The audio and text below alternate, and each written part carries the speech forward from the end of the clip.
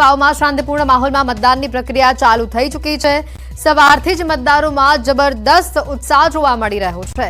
મતદાન કેન્દ્રો પર મતદારોની કતારો જોવા મળી રહી છે। વાવના મતદાનની પળે પળની ખબર આપ ન્યૂઝ 18 ઉપર જોઈ શકો છો।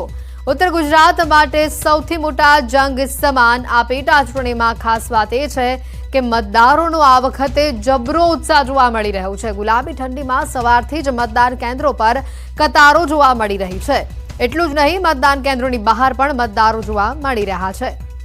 ઉત્તર ગુજરાતનો આ સૌથી મોટો જંગ છે। ભાજપ કોંગ્રેસ માવજી પટેલ માટે આજનો દિવસ ઘણો જ મોટો છે। ભાજપ કોંગ્રેસ સહિત કુલ 10 ઉમેદવારો મેદાને છે। 7 અપક્ષ ઉમેદવાર મેદાને છે। 3,10,000 થી વધુ મતદારો આજે પોતાનો ફેસલો આપશે। ભાજપના સ્વરૂપજી ઠાકોરની શાખ દાવ પર છે, તો આ તરફ કોંગ્રેસના ગુલાબસિંહની શાખ દાવ પર છે। સાથે જ 73 વર્ષના માવજી પટેલની શાખ પણ દાવ પર છે। સાંજે 6 વાગ્યા સુધી મતદાનની પ્રક્રિયા ચાલવાની છે। કુલ 321 પોલિંગ સ્ટેશન ઉપર મતદાનની પ્રક્રિયા હાલ ચાલી રહી છે। વાવ વિધાનસભા બેઠક પર ખરાખરીનો ત્રિપાંખીયો જંગ જામ્યો છે। વાવની પેટા ચૂંટણી માટે મતદાન યોજાઈ રહ્યું છે। વાવ, સુઈગામ અને ભાભરના 179 ગામોના કુલ 321 બૂથો પર મતદાન યોજાઈ રહ્યું છે। વાવ બેઠક પર 3,10,775 મતદારો પોતાના મતાધિકારનો આજે ઉપયોગ કરવાના છે અને પોતાના નવા ધારાસભ્યને તેઓ ચૂંટશે। મતદાન લઈને સુરક્ષા વ્યવસ્થાનો પણ ચાંપતો બંદોબસ્ત ગોઠવવામાં આવ્યો છે। 4 ડીવાયએસપી, 8 પીઆઈ, 30 પીએસઆઈ સહિત 15,000 જેટલા સુરક્ષાકર્મી ખડેપગે તૈનાત છે।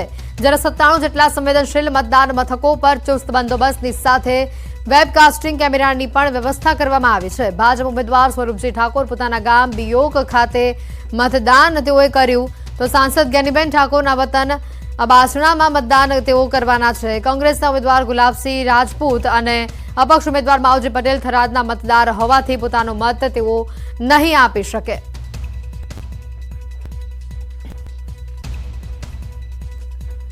ઉત્તર ગુજરાત માટે આજે સૌથી મોટો જંગનો દિવસ છે। મોટી સંખ્યામાં મતદારોનો ઉત્સાહ પણ જે રીતનો જોવા મળી રહ્યો છે। મતદાન કરવા માટે અત્યારે મતદારો પહોંચી રહ્યા છે। કયો ઉમેદવાર ધારાસભ્ય બનશે તે માટેનો આ ખરાખરીનો જંગ, અને સૌથી મહત્વની વાત છે કે અત્યાર સુધીમાં સરેરાશ જે આપણી પાસે આંકડા આવી રહ્યા છે, 26% મતદાન થઈ ચૂક્યું છે। સવારે 7 વાગ્યાથી મતદાનની પ્રક્રિયા ચાલુ થઈ હતી। સાંજે 6 વાગ્યા સુધી મતદાન ચાલવાનું છે। લગભગ 11 વાગ્યાનો સમય થઈ ચૂક્યો છે। 4 કલાકની અંદર 26% મતદાન થયું હોવાનો આંકડો અત્યારે આપણી પાસે આવી રહ્યો છે। શાંતિપૂર્ણ માહોલમાં મતદાનની પ્રક્રિયા હાલ ચાલી રહી છે। સવારથી જ મતદારોમાં જબરો ઉત્સાહ જોવા મળી રહ્યો છે।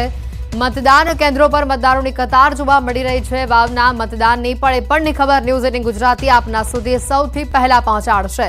ઉત્તર ગુજરાત માટે સૌથી મોટા જંગ સમાન આ પેટા ચૂંટણીમાં ખાસ વાત એ છે કે મતદારોનો જબરો ઉત્સાહ જોવા મળી રહ્યો છે। ગુલાબી ઠંડીમાં સવારથી જ મતદાન કેન્દ્રો પર કતાર જોવા મળી રહી છે। એટલું જ નહીં, મતદાન કેન્દ્રોની બહાર પણ મતદારો જોવા મળી રહ્યા છે। ઉત્તર ગુજરાતનો આ સૌથી મોટો જંગ છે। ભાજપ કોંગ્રેસ માવજી પટેલ માટે મોટો દિવસ। ભાજપ કોંગ્રેસ સહિત 10 ઉમેદવારો મેદાને છે। 7 અપક્ષ ઉમેદવાર મેદાને છે। 3,10,000 થી વધુ મતદાર પોતાનો ફેસલો આજે આપશે। ભાજપના સ્વરૂપજી ઠાકોરની શાખ દાવ પર છે, તો આ તરફ કોંગ્રેસના ગુલાબસિંહની શાખ દાવ પર છે।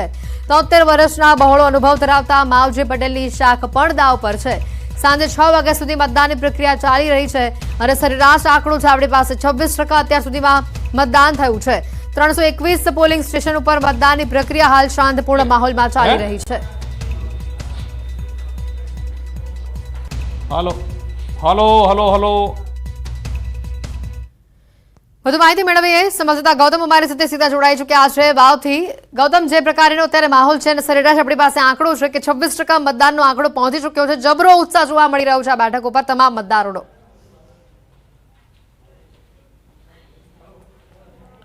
વહેલી સવારથી જ્યારે 7 વાગ્યાથી મતદાનની પ્રક્રિયા શરૂ થઈ ત્યારથી મતદારો જે ઉત્સાહભેર મતદાન કરવા માટે આવી રહ્યા છે।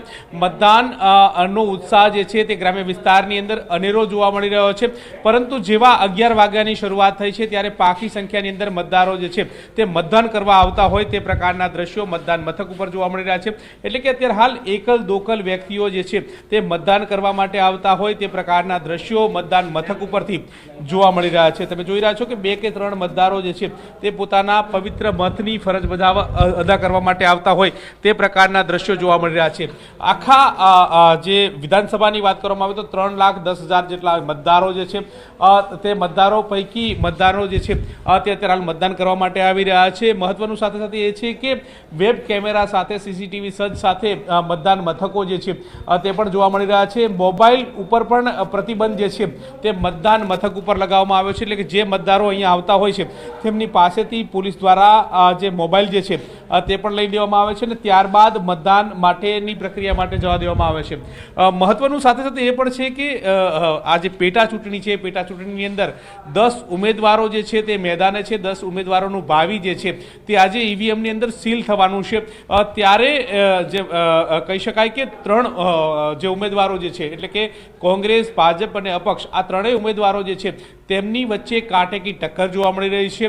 હવે ત્યારે કોનું પલ્લું ભારે છે, કોણ કોનો ખેલ બગાડે છે તે તો 23 તારીખે ખબર પડશે, પરંતુ અત્યારે હાલ 11 વાગ્યા બાદ જે મતદારો જે છે તે પોતે પાકી સંખ્યાની અંદર આવતા હોય છે. એક કારણ એ પણ હોય છે કે અત્યારે હાલ બેવડી ઋતુ જે છે તેનો અનુભવ થઈ રહ્યો છે, એટલે કે વહેલી સવારે આ વિસ્તાર સરહદી વિસ્તાર તરીકે જાણીતો છે, તેના કારણે ઠંડીનો માહોલ હોય તે પ્રકારે લાગી રહ્યું છે. પણ જેવા 11 વાગ્યાની શરૂઆત થઈ છે ત્યારે સામાન્ય ગરમીનો અહેસાસ જે છે તે પણ આ વિસ્તારની અંદર જોવા મળે છે. એટલે આમ બેવડી ઋતુનો અનુભવ થઈ રહ્યો છે ત્યારે અને લોકો અહીંયા ગ્રામ્ય વિસ્તારના મતદાર હોવાના કારણે વહેલી સવારે તેઓ કામકાજ અર્થે જતા હોય છે. પશુપાલન અને ખેતીવાડી આ વિસ્તારની અંદર મુખ્ય વ્યવસાય તરીકે છે, ત્યારે આ વ્યવસાય અંતર્ગત પણ લોકો જે છે તે વહેલી સવારે આવી અને મતદાન કરીને જતા રહ્યા છે. ત્યારબાદ પણ અત્યારે હાલ પાકી સંખ્યામાં જે લોકો હોય છે તે આવતા હોય છે અને ત્યારબાદ સાંજના સમયગાળાની અંદર જે મતદારો જે છે તે મતદાન કરવા માટે આવે તે પ્રકારની પીક જે છે તે પકડાતી છે. આ પ્રકારની જે થિયરી જે છે તે આ વિસ્તારોની રહી છે